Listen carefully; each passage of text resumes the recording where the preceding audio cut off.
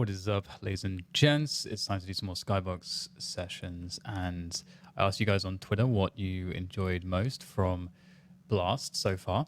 Obviously, it's not over just yet, but the first response was actually from Sponge, and he said he liked very much the first bout between Team Liquid and Faze on DUST2. So we're going to take a look at some of these rounds, why there was success, why there wasn't success, and we'll start with the first gun round here. Well, it's actually, sorry, not the first gun round, but the first victory here, both Faze. You can see that they're not on a great buy, so we're going to quickly look at how they were able to win this round and what kind of went into that. And whenever you're looking at Counter-Strike, there is always going to be, these two elements. You can always break them down into their constituent parts, but two major elements effectively, and that's going to be from a macro perspective, positioning, timings as a team, all of those things, the whole team effort, team strategy.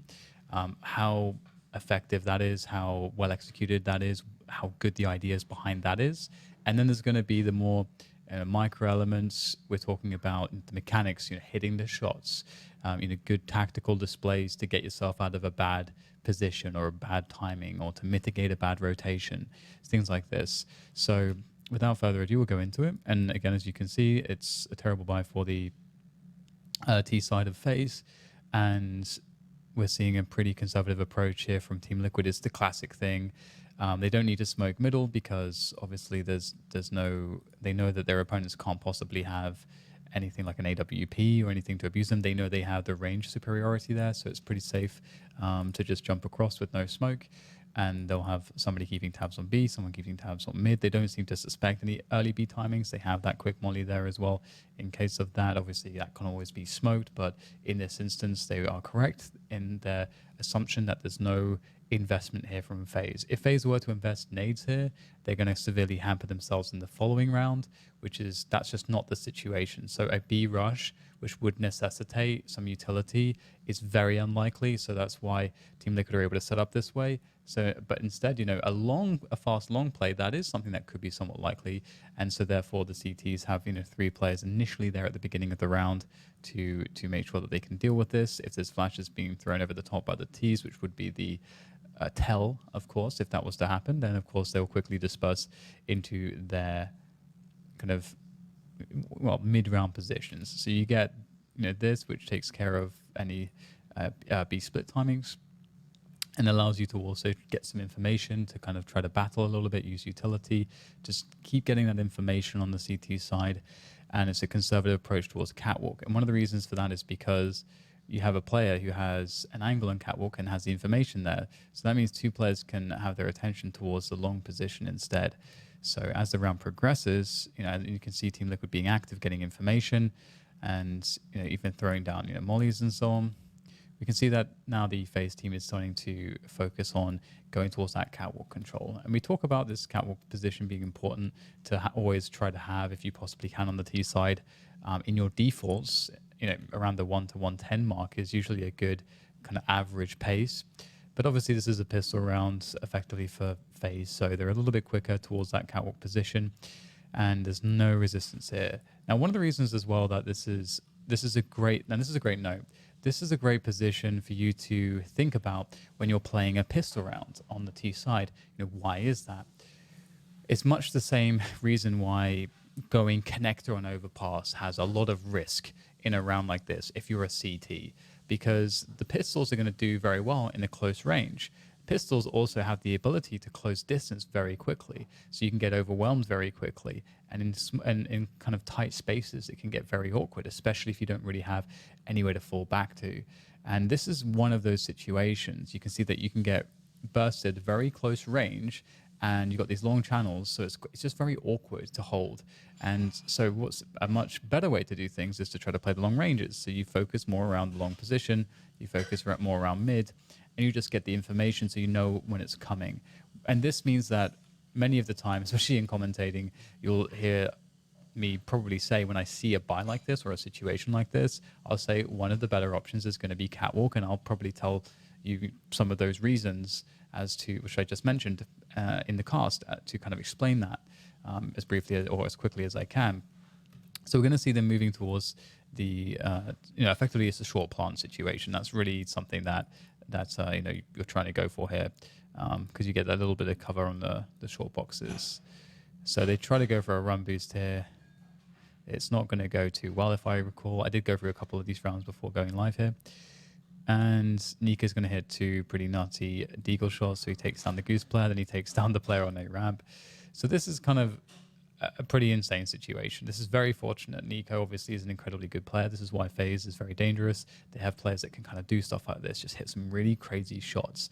Now, where does this leave Team Liquid? So in losing their side players instantly, we know that really ruins timings for the CT rotation, because those players, sure that you want to get them to get kills, but their presence is also supposed to just stop the Ts from gaining ground and gaining position.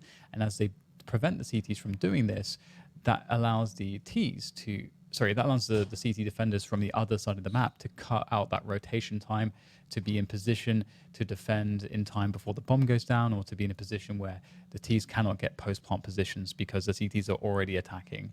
However, because they died so quickly, this is a real issue.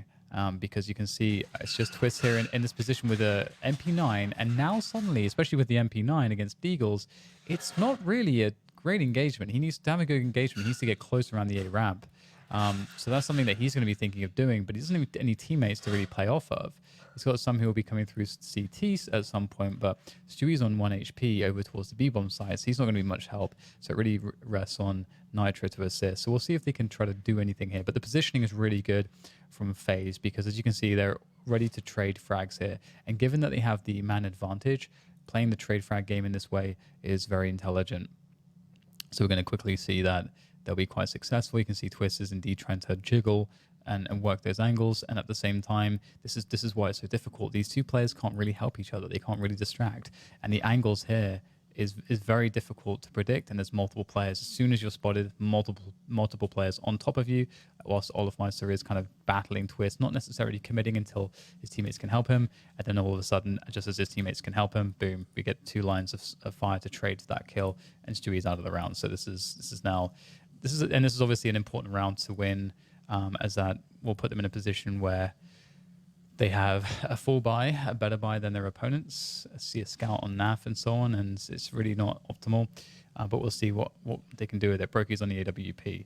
So let's just quickly look at this round. This is the following round, and we'll try to see exactly what's going on here. So immediately we get 3 smokes dropped by the CTs. I'm not sure what... Okay, so this is an interesting one, to drop this instantly at the beginning of the round. That's a really strange one. I haven't seen CTs do this before, so I don't know if anyone has any insight as to what the arguments would be to do that. Because the thing is that when you drop this smoke at this time, and let's go back, let's discuss it a little bit, right? Okay, so that smoke is dropped by Twist, it seems, almost immediately. So within the first 8 seconds of the round, he's dropping this. So yeah, it's just like, you can even wait to drop that a little bit later to kind of have more time for that to actually be relevant. Because, for example, if you drop this straight away, it's not really a spot where the Ts can even be in position yet. And there's not even been any flashbangs over the top here, I don't think. We can quickly check here, because Skybox is amazing. So let's check and see if we catch any flashbangs coming in over the top, just to be certain. And okay, there's one. And we can look at it from Twist's perspective as well, effectively. Let's see. Okay, let's go back a little bit and see and try to figure this out. So he drops the smoke. It's before the flashbangs really have come in. The flashbangs come in afterwards. So really, I mean, obviously, this is just a smoke to play cover with. This allows him to play car safely for the timing that the smoke is up, and then he's able to then fall back afterwards. But yeah, it's very awkward. It's very difficult. It's also a rough situation that the CTs have to drop 3 smokes at the beginning of the round, but we'll see how this works out for them. So Twist is kind of playing around this smoke, it seems, from a ramp now with a deagle, and obviously there's not too much action there, and we get a very slow development of the round here. So let's, again, Skybox is amazing because we can kind of just go, okay, let's have a look at the pathing of the Ts here. So as the round progresses, let's move back a little bit. As the round progresses, we've got Brokey still watching mids, and we've got ourselves a general cover pretty much everywhere. So no shenanigans here, no shenanigans through here. Everything is accounted for. and middle is well and truly under control. So that means the next step is getting this catwalk position. So let's see exactly how that goes. We can move forwards. We get a slight cat set up here. Twister see nothing towards long. And we talked about, the fact that you can kind of get some cool engagements around the catwalk position with the pistols. You can kind of jiggle around these corners. You can maybe catch the T's off guard. You can get more favorable positions where the range is closer. You're trying to take a decision by attacking catwalk, or defending catwalk, I should say, whereby you get to play closer ranges. So let's say Nika's going to get the pop on NAF, which forces Elite back. Flashbang comes in, so they can start clearing this position, and they can actually work from that. So once they've got catwalk control, they can start building forwards for the rest of the round. You can see the reaction here is to take long from the remaining Liquid players. They're not just sitting and being like, oh God, what do we do? We're just going to wait. They're going to try to take back some control of something, so they have retake positions. If they're able to hold on to this, maybe they get a kill, maybe they get a gun. That allows these players to have the option to kind of rotate for the retake through these positions. So we'll speed things up a little bit and see exactly how the movement goes. Some very, very safe grenade usage here in case there was a setup there, but as we can see that there is not. So as we speed things forward a little bit more, we get the classic situation. We talked about this on the previous DUST2 video. When you get this 5v4 as the T side, what you're normally going to do is you're normally going to attack A. The reason is because this setup tends to be very common, whereby you split the defense inherently, one long, one side. This is a very common response to being in a 4vx essentially on the CT side. But you'll pretty much always have two players on B because you abandon the middle position, and that's again a very common response. So what this means is, as this is a much more likely bomb site to attack, and these players are separated, if you're going to push somewhere to take back control, what makes the most sense is to take upper dark. Because again, one, it's less likely that there's somebody there. If there is nobody there, then you can pretty much know at that time in the round, given that we're getting to the point where Faze sort of should be thinking about setting up for an attack, that if there's nobody there, then they're definitely going for a play towards the A bomb site. And if there is somebody there, given what you see, you can determine whether it's a lurk player or not. And as we can see, we'll get this push coming through. I think they're going to get the pick on Olafmeister as he's walking backwards indeed. So they get the kill there. Now, you get all kinds of options. Either you try to fast rotate the cat, because now with this kill, you're probably thinking, okay, it's likely going to be that B bomb site, that A bomb site. And what T's actually often do, and we saw Olafmeister was doing this, is they'll leave somebody in a really kind of nasty off angle somewhere around the upper dark to catch a push. Olafmeister was unsuccessful, but there's still a huge advantage for these players because this is such a huge rotation time and it's unsafe. The smokes go down for the T side to try to prevent the rotation from coming in at a timely manner. They easily are able to instantly kill the A ramp player. So this is an awful situation for the CTs. Now, interestingly, we know that, as we can see right here, that's Faze are going to lose this round. So it's going to be very interesting to see exactly how that happens. And this is what we're talking about. How much is it down to the individual play here? So we can tell that Faze have a very, very favorable situation. However, we do have to wonder, have they given themselves the best post plant? So let's answer that question first. So they know that Catwalk was clear. They know that Catwalk is likely not going to be clear for too much longer because one, they've given up the position. Two, because they know rotation's coming from tunnels, and so they're going to be stuck on the site, playing on the site here. The plant is not for long, and they don't have long control. So that means they're stuck to playing the site. So this is actually one of the most ideal scenarios for the CTs, because at least they're all playing in the same area, as opposed to being spread out, which would be more difficult to deal with. So, however, Nitro is on a CZ coming from CT spawn, and Stewie is on a FAMAS coming from Catwalk, so it will be a difficult ask to try to break this defense. So it's going to require a pretty nice shot. I would presume that Stewie is the man to watch in this situation. Sure, we'll quickly look at his perspective as the smoke begins to fade. Rain is quite low, but and their two are playing Goose. Now, this is quite awkward, because if one of them goes down, and indeed that's the case, so Rain's able to take down Nitro, who's a weak player in CT, remember? So now it's this, we get this double-pronged attack from Long and from Catwalk at the same time. So we'll see, again, just how this works out in terms of the angles. So you can see that already the first problem. Okay, so we get the swing to deal with Twist. This player is not really able to see anything right now. So you've got a 2v1 kind of happening right now with this player isolated and not able to help. Who is that actually? That is Rain, and he's the weakest player as well. So we'll see that. So he got a few shots. He didn't actually get the kill, but because he was firing off shots, we can go back. He was spotted by the player who was, was on Goose. We'll go back there. So Twist gets killed by Cold. Cold turns around to deal with Stewie, who was shooting at him. I keep missing the kill. Oh, it was Twist that got the kill with the Deagle. That's actually that's a pretty insane, that's got to be an insane shot from Twist. Let's quickly have a look, because we can. But obviously we do know Twist is a baller, so that's such a key shot. That's such a big kill to get. So yeah, and that kill is going to then allow a 1v1 for Stewie, who's going to close the distance with the FAMAS and actually pulls out the pistol and somehow kills Cold to get the defuse. So pretty awesome. So we already have looked at 2 rounds which were very unlikely but were won by incredible individual skill, as we just saw. You know, firstly it was Nika with a Deagle, now it's Twist with a Deagle, but ultimately, you know, in both of those rounds I would say that Faze, you know, they did put themselves in a really good position, but the game, you know, it's why Counter-Strike is exciting, because it also comes down to being able to play very well individually and create moments where even though you're at a massive disadvantage with that skill, you're able to somehow overcome that, and that's why this game is so exciting.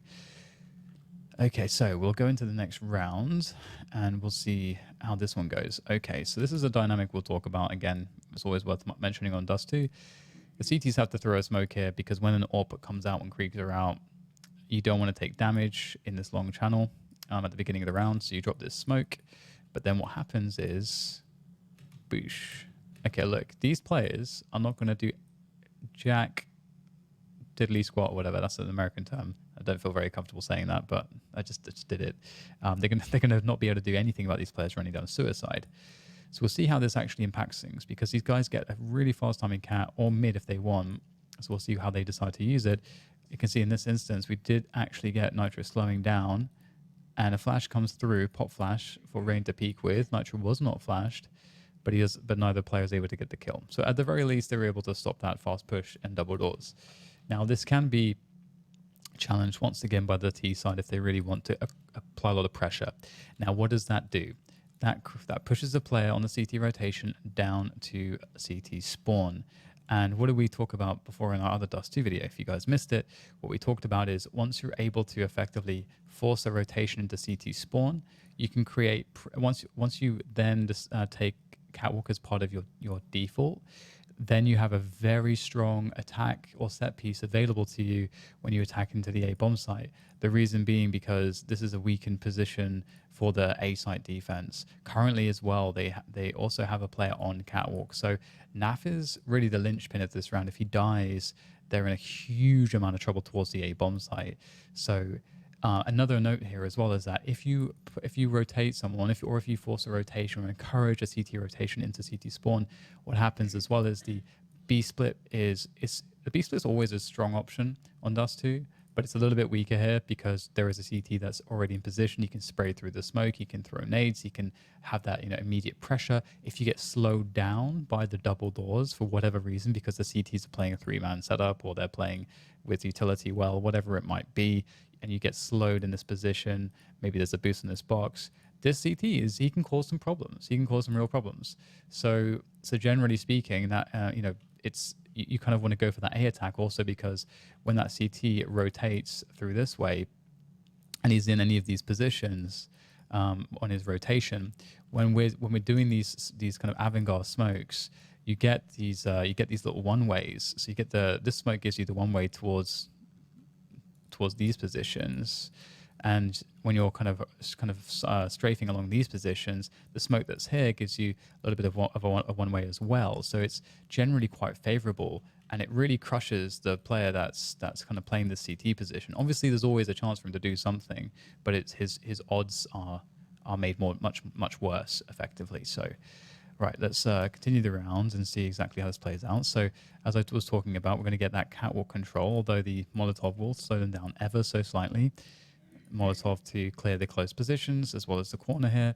Now we need to get a flash because other issues you need to worry about is if anyone's playing these positions on these angles. And obviously, you know, there's all kinds of setups. You know, the classic setup. I want to say Kenny has popularized it.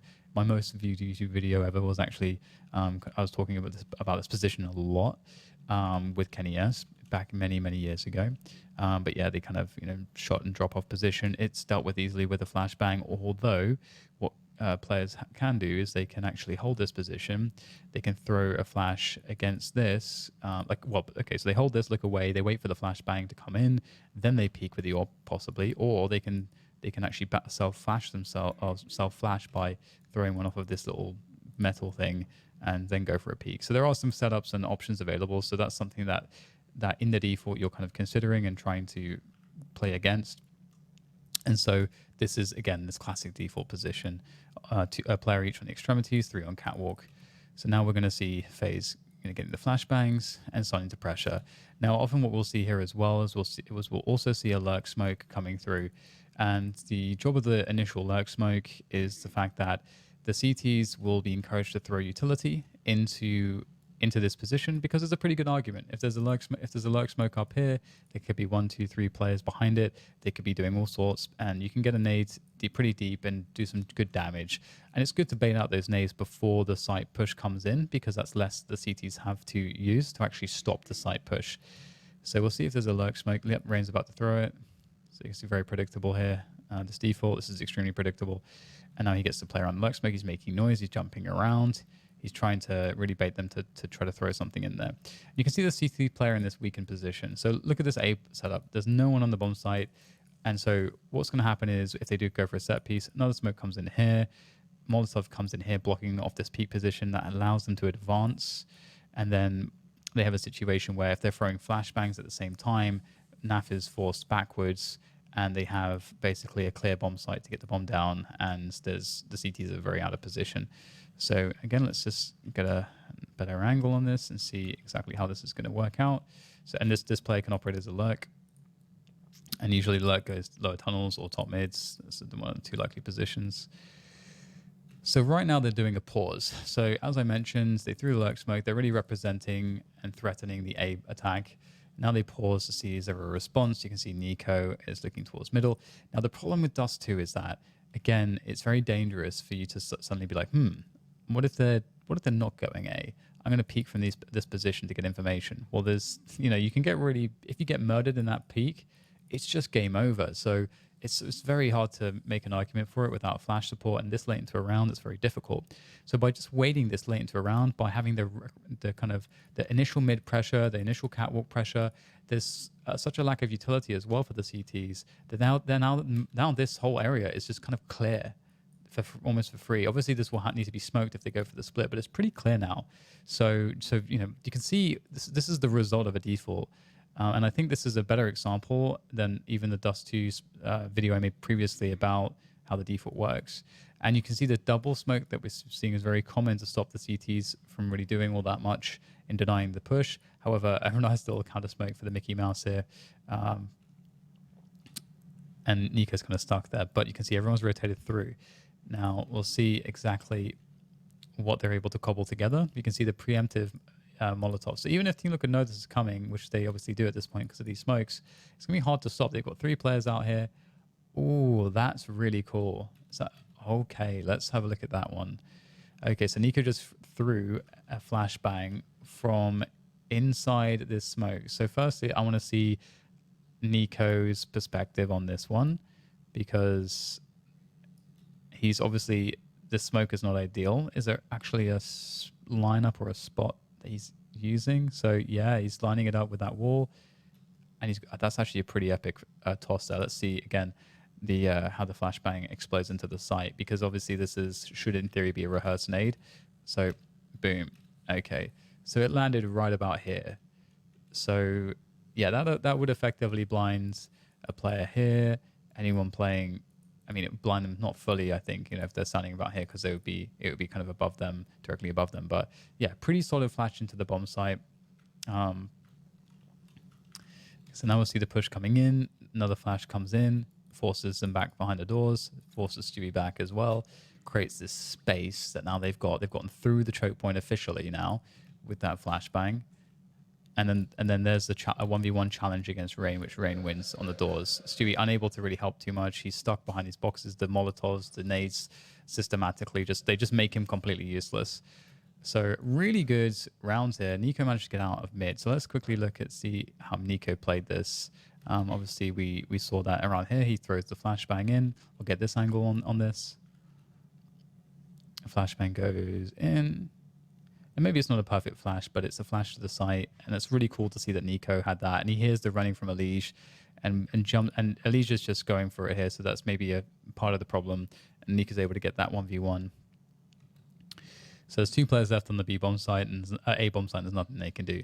Great round from Faze. Now this is such a cookie cutter round. This is one of those rounds where if you have a team yourself and you're looking to try to understand how to run defaults, how to play defaults, pick up this demo, go through it in more detail with your team, and add this to your repertoire. Because the way that the mid pressure resulted, we saw that B split came in. But remember, I said also that if you force the player to CT, and you have the catwalk presence, what you can do is, and I'm going to just, again, I just love that I can do this with Skybox. So I'm going to rewind all the way. So we've got that lurk smoke put down. Okay, in this position, what you can do is again, because you force this setup from the CTs, you can, again, as I mentioned, put that player into a lurk position, rotate this player to long, or what you can do is you can rotate this player back out here and then just take the site and then play a short plant and defend catwalk. And another reason why that's pretty cool is because you have this lurker who can play around, mid or whatever, to kind of help deal with these 2 players as they come in, and potentially if the CTs who are stuck in long try to come through, you also have this point of defense where you have crossfires potentially. You have a lot of different ways to deal with that. So there's options. There's lots of options with this. Okay, let's go through another round as we're coming up to the 30-minute mark. Man, it's just so much to go through, isn't it? This is just one round, but what a great round it was to actually look at. Okay, let's pick another round. So we got a full buy from both teams. This is the following round. So let's make this one the last one for this video as we're coming up to 30 minutes now. Okay, so again we see the same things happening. The smoke down middle, and we get a fast Xbox smoke. Was that how far? Let's look at that one, because there's a way that you can throw it almost instantly from here. And then the slower way to throw it is that I know of is from back there, which is fairly standard. So let's quickly check that out. Yeah, so it was the fastest possible one from here. Okay, so that's cool. And they're going to go for really fast timing through catwalk, which is really cool. Well, I say really fast timing, they actually took the longer route, but they wanted to make sure that this was bloomed. And because they didn't go fastest timing, a CT's here before they've got position. If you go fastest timing down suicide, you can get to, unless the CT's cat boost, the CT will be running around this position by the time you're able to be up here. So we can quickly check if there was a cat boost, of course.